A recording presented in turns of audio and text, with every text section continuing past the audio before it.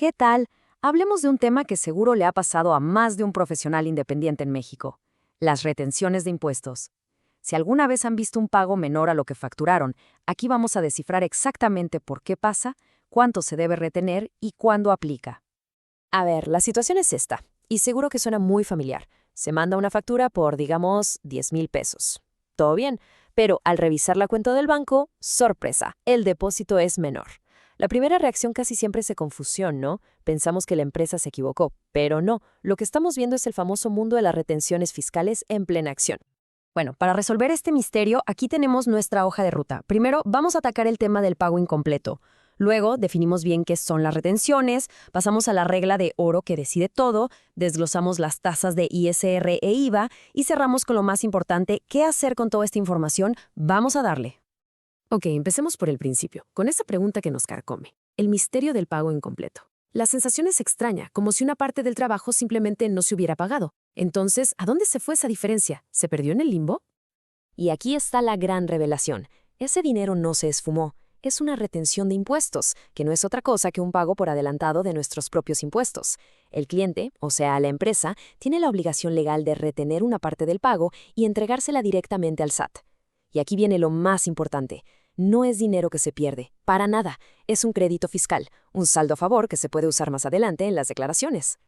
Pero, a ver, ¿esto de las retenciones aplica siempre? ¿Cada vez que se emite una factura?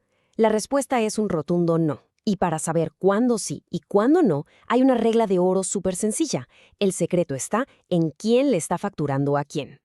Esta es la regla de oro, la clave de todo. Si una persona física, o sea, un profesional independiente, un freelance, alguien que trabaja por su cuenta, le factura a una persona moral, que es básicamente una empresa, entonces sí, la empresa está obligada a retener impuestos. Pero si esa misma persona física le factura a otra persona física, ahí la cosa cambia. No hay retención, la obligación recae sobre la empresa, así de simple.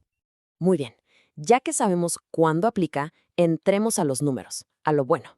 Vamos a empezar con el impuesto sobre la renta, el ISR.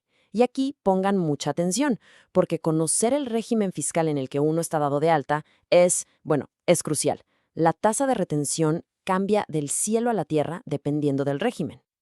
Vean nomás el contraste en esta tabla. Para alguien en el régimen general que cobra por honorarios o renta un inmueble, la retención de ISR es de un 10%. Pero si se está en el régimen simplificado de confianza, el famoso reciclo, esa misma retención se desploma a solo 1,25%. Es una diferencia gigantesca en el flujo de efectivo mensual.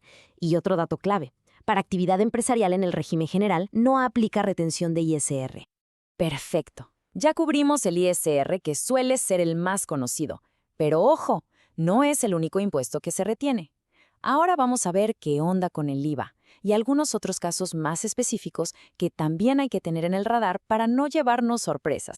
Este número, 10,6667%, puede parecer súper aleatorio y específico, ¿no? Pero tiene una lógica muy clara. Es el protagonista en la retención del IVA. Cuando una empresa retiene IVA, no se queda con todo el 16%. La ley dice que debe retener las 2/3 de ese impuesto. Y si hacemos la matemática, 2/3 de 16% es, exacto, 10,6667%. Ese es el porcentaje que se va a ver restado en la factura.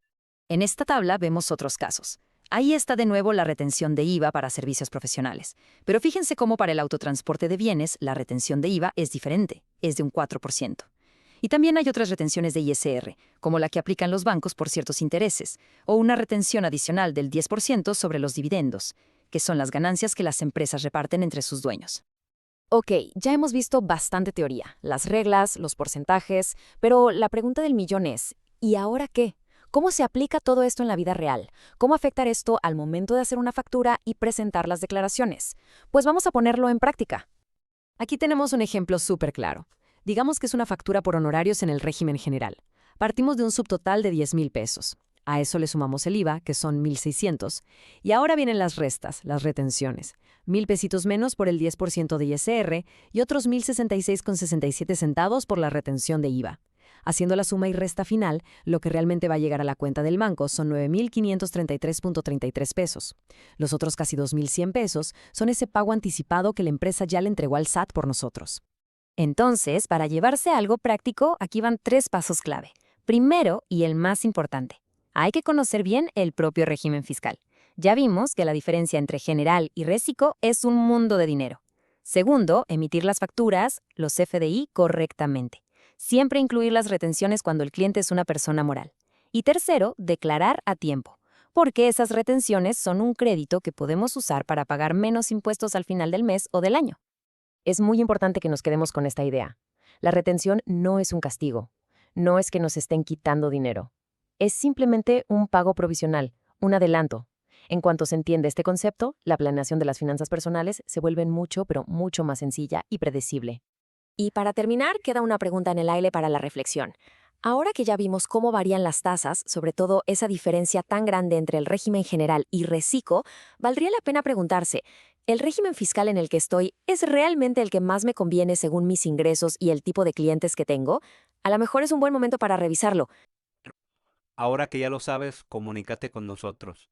Si tienes alguna duda en temas fiscales, financieros o de control interno.